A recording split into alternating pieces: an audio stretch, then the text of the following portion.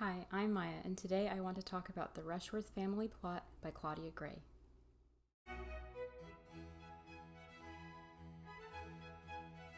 So this is the fourth book in this series, and I have other videos on my channel where I talk about the first three books, so you should probably go watch those before you watch this one. So this time I prepared myself for the fact that our two main characters, Juliet Tilney and Jonathan Darcy, would not end up together.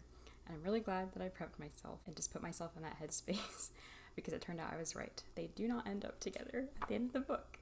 I feel like this is going to drag out for like another 15 books. I feel like she's just going to keep going and going and going, which is fun, but it's also so frustrating because I just want to see them get married. One thing I was happy about with this book is that it felt a lot less like filler.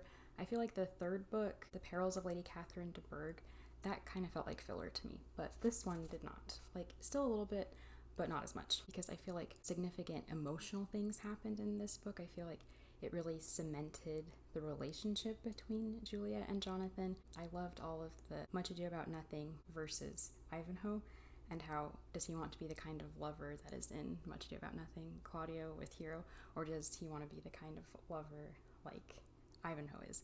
And he decides he's going to be loyal and constant and not flaky. He wants to trust his love. Jonathan is firm and resolute in his feelings for Juliet, and that is so wonderful to see. So of course, when you read a Mr. Darcy and Miss Tilney mystery, the romance is only one part of the story. The other part, of course, is the mystery, the whodunit. So in this book, I was a little, not disappointed, but just surprised that Claudia Gray went the obvious route. Like, the persons, because there's two murders, that did the murdering, I feel like they were the prime suspects, the people that had the most motivation. I feel like it was just obvious and made sense. And so for that reason, I wasn't expecting it to be those people. I was expecting it to be more complicated, which I guess I should have learned my lesson because I did the same thing with the first book, The Murder of Mr. Wickham. I assumed that it would be like a really convoluted twist, and so I had all these theories, but then it ended up being much simpler. So I should have remembered that when I was reading this book. I still like my theory. This was my crazy theory when I was reading. I thought that it was Lady Bertram because she's just this old, like, borderline senile woman who is always like, oh, do I like that? Like, she's asking other people if she likes things or if she should go places, or like basically any decision she ever makes, she has to get the approval of someone else first. And all she does is play with her dog, her little pug. And so when I was reading that, I was like, oh, okay, so it's an act. So she's really this evil person, and she's just pretending to be useless and feeble. And the murder weapon, they knew it was going to be something round and kind of rope-like to be used around the neck because of the markings on the body. But it was mysterious because it was like really smooth and flat, so it couldn't have been rope, like there was no texture. So I was thinking, that sounds like a dog leash to me. And I thought it was Lady Bertram, and I thought, you know, her signature thing is having her pug with her. So I thought maybe she had used her dog's leash to do the murder, but that wasn't true. I think that could have been fun though. I kind of like my theory. So yeah, the fact that the murderers were obvious felt kind of weird and anticlimactic, but I also was glad that the murderers ended up being Jane Austen characters, because in the last two books, in The Late Mrs. Willoughby and The Perils of Lady Catherine de Bourgh, the murderer ends up being one of Claudia Gray's own original characters. There's nothing wrong with that, but just to me, for me personally as a reader, I feel like the reason I'm reading these books is because I'm a Jane Austen fan, and so it felt kind of weird to have these made-up characters, these brand new characters, being so significant to the plot. So I liked it better in the first book where the murderer ended up being a Jane Austen character. And I guess I don't want all of Jane Austen's characters to end up being murderers, but I just think it's interesting. It's like an alternate universe, you know? So I like seeing these characters that I've known and loved for years in a different light.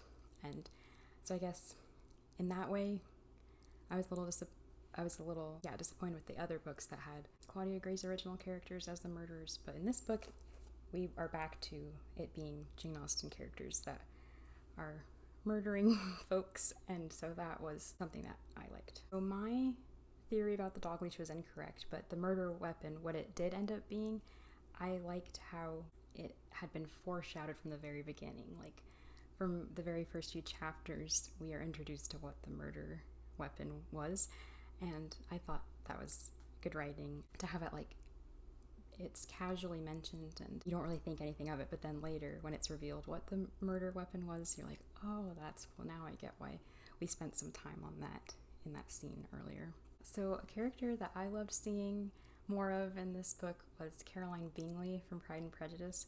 She's in this book and she's causing trouble, and she wants one of her daughters to marry Jonathan Darcy because she wants her daughter to be Mistress of Pemberley since she couldn't be, since she was foiled in her own story.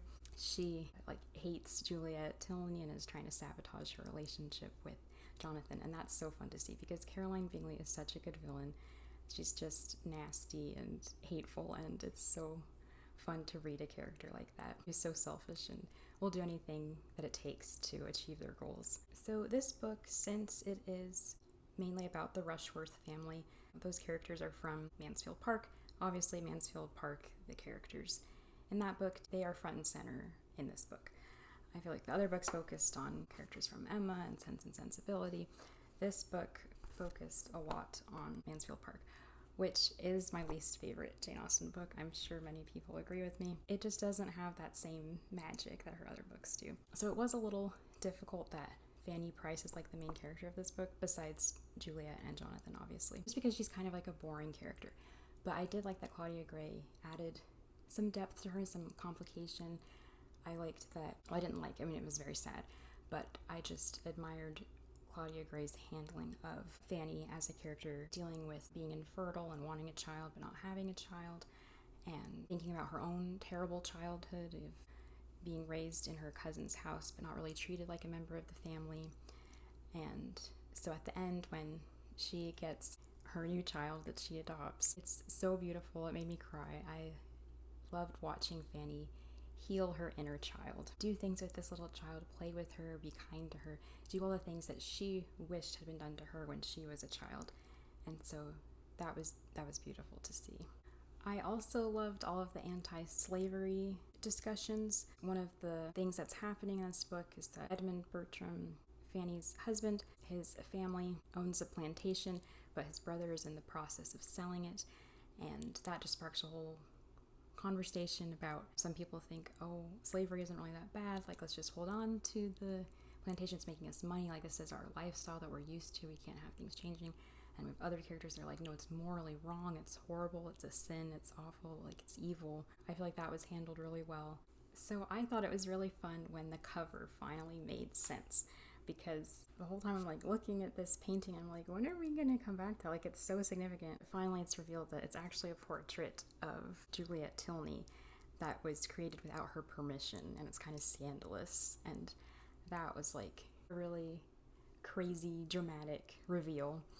And then of course the other part of the cover is there's a duel going on, and so that was really fun. That's probably the best part of the book, when Jonathan Darcy challenges Follett, his old schoolmate, an artist who painted this portrait of Juliet without her permission. So Jonathan is defending Juliet's honor, and it's so dramatic and so fun, and he's just so in love with her, and it's amazing how he's willing to die for her, and he takes a bullet, like he gets shot for her, for Juliet. Like, how can you come back from that? How can you ever just be friends after that? How can you ever look at anyone else as a potential romantic partner after that? Like, they are soulmates, they have to end up together. And so yeah, that's the best part of the book, is the duel. And yeah, so I loved when I got to know who was involved in the duel and what was happening, because the whole time I'm looking at the cover, I'm like, who's gonna shoot who, like what's going on, who are these, because it could be anybody, you know, like that, those could be any two guys. So it was fun when it was revealed that it's Jonathan and Follett, and I just love Jonathan so much. He's such a good character, and I love Juliet, and I'm excited for them to get together eventually, 10 books from now, who knows. So in summary, I felt like the mystery was meh, but the romance was amazing, and yeah, overall I think I liked it better than the Perils of Lady Catherine de Bourgh, but I don't think I liked it as much as the first two books. So yeah, that's all I've got to say about the Rushworth family plot. Looking forward to the next one whenever that comes along. Thank you so much for watching.